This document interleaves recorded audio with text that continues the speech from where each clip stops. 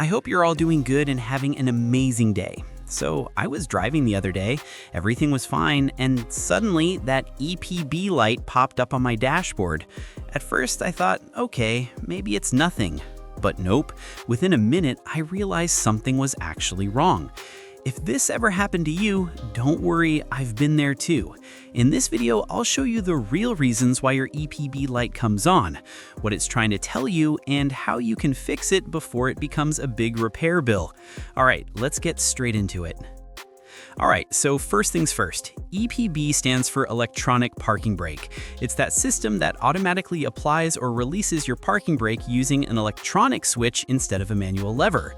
When the EPB light comes on, it usually means the system detected a fault, maybe in the brake switch, actuator, or even something simple like low brake fluid.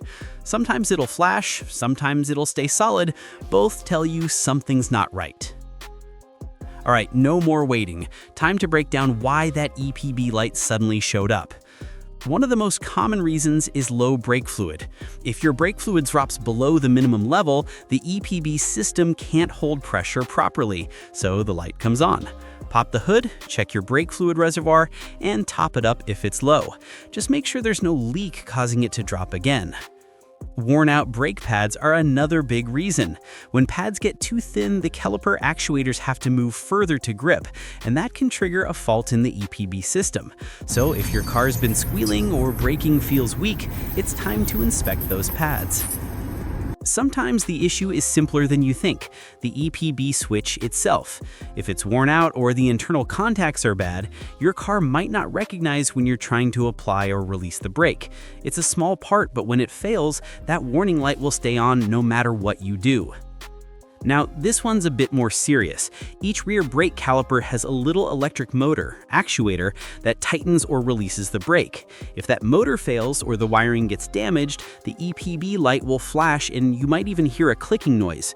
You'll usually need a scanner to check this one properly. Yep, even a weak battery can cause this light. Because the EPB system depends on steady voltage to work, a low or unstable battery can trigger a temporary warning.